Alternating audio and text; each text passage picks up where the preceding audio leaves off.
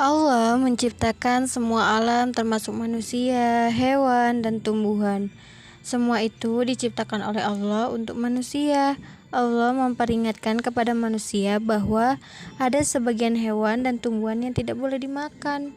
Dalam bab ini kita akan membahas tentang hewan yang tidak boleh dimakan dagingnya karena dapat berpengaruh buruk terhadap jiwa dan raga manusia.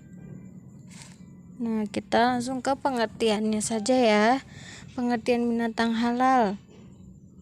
Allah Subhanahu wa Ta'ala telah menciptakan bermacam-macam binatang di muka bumi. Binatang itu hidup di berbagai tempat, baik di darat maupun di air. Bahkan ada binatang yang dapat hidup di air dan di darat. Semua itu diciptakan untuk memenuhi kebutuhan manusia. Binatang yang halal adalah semua jenis binatang yang boleh dimakan oleh umat Islam menurut ketentuan agama dan membawa manfaat positif bagi tubuh manusia. Agama Islam telah mengatur dalam Al-Quran dan hadis tentang binatang apa saja yang boleh dikonsumsi oleh manusia. Dalam firman Allah, surah Al-Ma'idah ayat 1, Bismillahirrahmanirrahim. Uhillat lakum bahimatul an'am, yang artinya dihalalkan bagimu binatang ternak.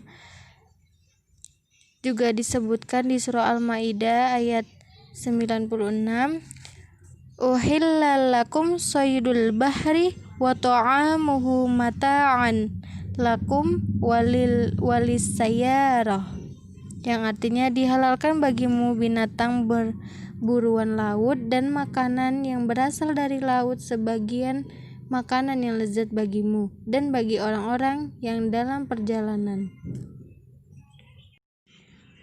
Selanjutnya itu jenis-jenis binatang yang halal. Yang pertama yaitu jenis binatang ternak yang halal yang hidupnya di darat. Semua jenis binatang yang baik dan boleh menurut syarat, maka boleh dimakan dagingnya seperti unta, lembu, sapi, kambing, domba, kerbau, kuda, kelinci. Hal itu telah dijelaskan oleh Allah dalam surat Al-Maidah ayat 1. Yang kedua yaitu jenis binatang yang hidup di air. Semua jenis binatang yang hidup di air, baik air tawar maupun air laut, hukumnya halal dimakan, walaupun matinya karena disembelih, dipancing, mati sendiri maupun sebab-sebab lain.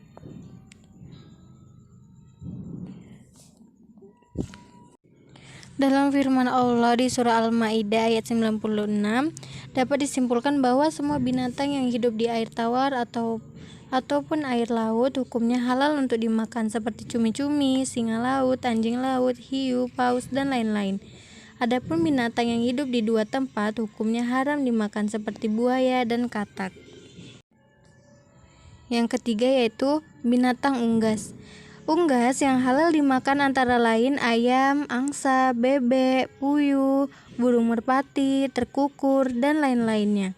Selanjutnya, bangkai ikan dan belalang. Dalam syariat Islam ada dua bangkai yang halal dimakan dan tidak najis, sebagaimana telah dijelaskan oleh Rasul, Uhillat lana maitatanil hutu wal jaradu, yang artinya dihalalkan bagi kita dua macam bangkai, yaitu bangkai ikan dan belalang. Hadis riwayat Ibnu Majah dari Abdullah bin Umar.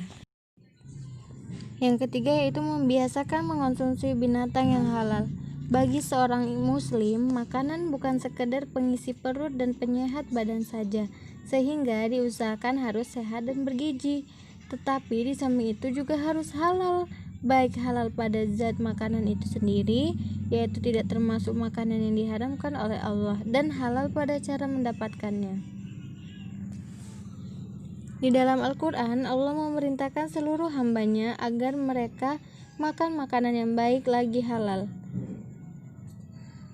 Firman Allah surah Al-Baqarah ayat 168, Ya ayyuhan nasu kulu mimma fil ardi halalan thayyiba, yang artinya, hai sekalian manusia, makanlah yang halal lagi baik dari apa yang terdapat di bumi.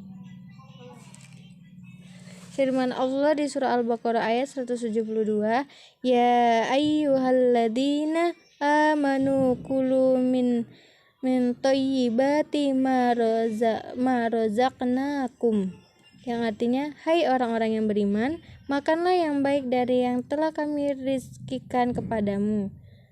Sesuai dengan firman Allah, terdapat perintah bahwa kita disuruh untuk memakan binatang yang halal dan baik. Hal ini ditujukan kepada seluruh manusia yang beriman.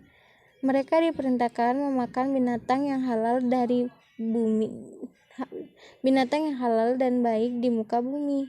Halal berarti sesuai dengan Al-Quran, hadis, dan diperoleh dengan cara yang benar, bukan dengan cara merampas atau dengan cara yang tidak diperbolehkan. Sedangkan baik atau thayyiban berarti bukan termasuk makanan yang keji atau kotor, seperti bangkai, darah, daging babi, dan lain-lainnya. Yang keempat yaitu tata cara penyembelihan binatang. Penyembelihan binatang ada dua macam, yaitu penyembelihan secara tradisional dan modern. Penyembelihan secara tradisional biasanya dilakukan dengan menggunakan alat sederhana seperti pisau atau parang. Jika penyembelihan secara modern dilakukan dengan mesin atau alat pemotong yang tajam dan telah memenuhi syarat dan rukun penyembelihan, maka halal untuk dimakan. Sabda Rasulullah, ma unhira ad-damu wa dzukira ismullahi alaihi fakul laisa as-sinna wa zufra, yang artinya sesuatu yang mengalirkan darah dan yang disembelih menyebut nama Allah, maka makanlah olehmu, terkecuali gigi dan kuku sebagai alat penyembelihnya. Hadis riwayat Bukhari Muslim. Agar binatang yang disembelih halal untuk dimakan, maka perlu memperhatikan syarat-syarat dan rukun-rukunnya dengan baik. Rukun penyembelihan binatang adalah, yang pertama ada orang yang menyembelih, yang kedua ada binatang yang disembelih, yang ketiga ada alat untuk menyembelih, dan yang terakhir menyebut asma Allah sebelum menyembelihnya. Syarat-syarat penyembelihan binatang adalah: penyembelih harus orang muslim, disembelih di lehernya hingga putus urat lehernya. Hewan yang disembelih masih hidup dan halal dimakan. Yang terakhir, alat untuk menyembelih harus tajam. Selanjutnya yaitu hikmah mengonsumsi binatang yang halal. Yang pertama, meningkatkan ketakwaan kepada Allah. Meningkatkan ketakwaan kepada Allah yang telah memberikan petunjuk bahwa ada binatang yang halal dan sebaliknya ada binatang yang haram. Yang kedua, meningkatkan rasa syukur kepada Allah yang telah menyediakan berbagai macam protein hewani dari binatang yang halal. Yang ketiga, dengan mengkonsumsi daging dari binatang yang halal berarti kita telah berhasil memelihara diri secara lahir dan batin. Yang keempat, dengan makan daging hewan yang halal, zat protein yang terkandung di dalamnya sangat baik untuk pertumbuhan jiwa dan raga. Dan yang terakhir, sebagai ujian untuk menguji keimanan manusia, mampukah mereka untuk senantiasa berpegang teguh pada kebiasaan makan daging binatang yang halal dan menghindari yang haram.